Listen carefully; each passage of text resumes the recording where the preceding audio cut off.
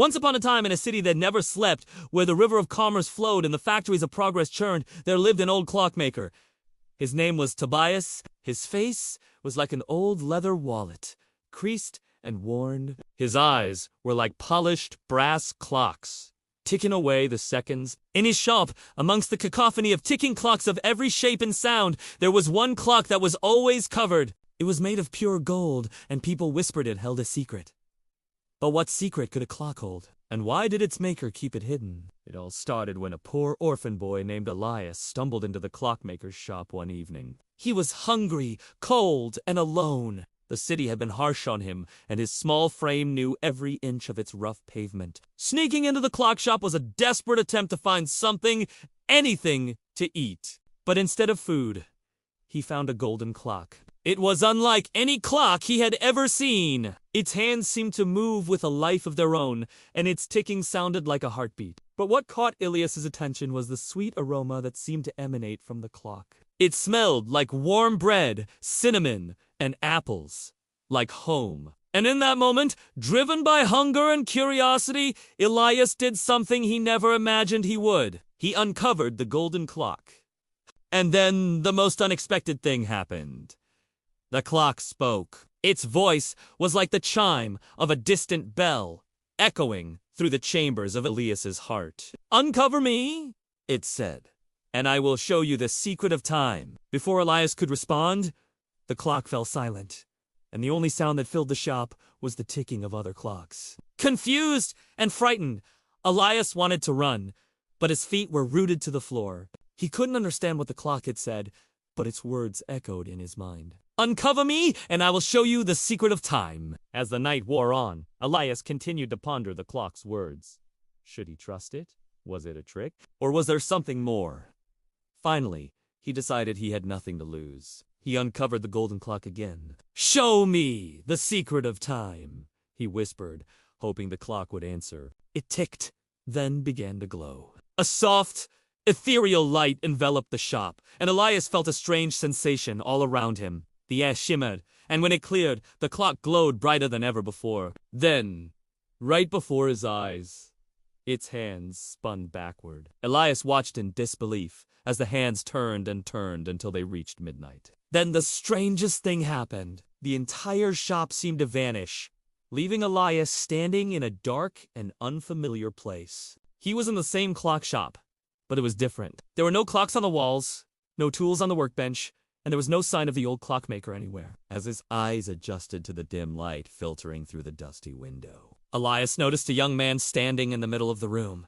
It was Tobias, but not the Tobias he knew. This Tobias was full of life, his eyes twinkling with mischief, and his smile as bright as the sun. But there was a shadow in his eyes, a hint of sadness that Elias couldn't quite understand. Then, suddenly, Elias saw something that made his heart skip a beat. The young Tobias was looking at a woman, and for the first time, Elias understood the secret that the old clock was trying to show him. Tobias and this other man were friends, and they were talking about the woman. "I want to ask her to marry me," young Tobias was saying, his eyes shining with hope. "She's the best thing that has ever happened to me." The older man placed a hand on his friend's shoulder. "Go ahead, my boy. Ask her. If it's meant to be, it will be." But the other man shook his head, a troubled look on his face. "I'm afraid it's not that simple. My father disapproves of her. He wants me to marry someone else." Young Tobias looked down at his feet. "What should I do?" he asked.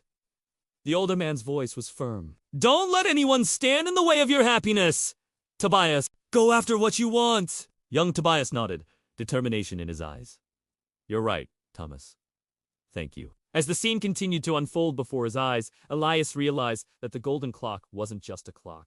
It was a portal to Tobias's past, a reminder of moments he had long forgotten. And as he watched, he saw the love of Tobias's life rejected, their child die, and his friend betray him for money. With each passing moment, Elias felt a deep sense of sorrow wash over him. He saw the pain and regret that had etched lines on Tobias's face, the loneliness that had turned his eyes to brass, and the longing for a life that could have been. But there was one scene that struck Elias the most. It was the moment he first met Tobias, the old man he had come to know. In this scene, a young boy stood in front of Tobias, tears streaming down his face. "Please, sir," he begged. "Please help me! I haven't eaten in days." Tobias, despite his own struggles, took the boy in, gave him food, and taught him the secrets of clockmaking. Elias recognized himself in that young boy, and in that moment, he understood the true meaning of regret. The golden clock was not just a record of Tobias's past, it was a testament to the choices he had made and the life he had lived. It showed Elias that time was not just a tick-tock on the clock. It was a precious gift that should not be wasted. Finally, as the clock neared midnight, Elias saw the scene that explained why the clockmaker kept the clock covered. It was not just to hide the clock or its intricate workings, but to hide the pain it represented. The sight of the woman he loved, the memory of his dead child, and the betrayal by his closest friend. These were not memories to be shared, but wounds to be kept open. And as Elias watched, he saw the old Tobias uncover the clock, his hands trembling. He looked up at the ceiling, as if searching for an answer. "Why?" he whispered.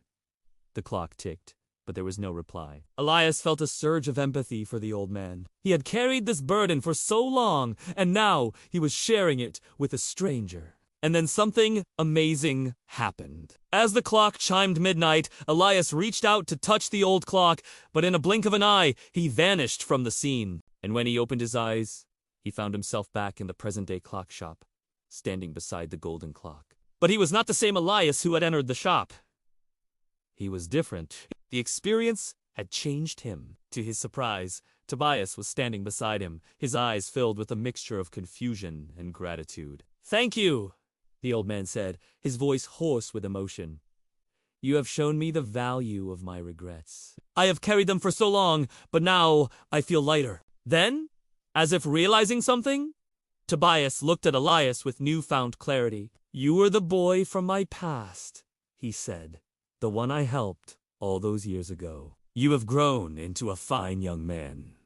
Elias nodded, tears welling up in his eyes. He understood now that the clock had not just shown him Tobias's past. It had shown him the power of time and the importance of cherishing every moment. From that day forward, Elias never wasted a moment. He lived his life to the fullest, helping others and making the most of every opportunity. And as for the golden clock, it never spoke again, but Elias knew its secret. Time was the most precious treasure of all.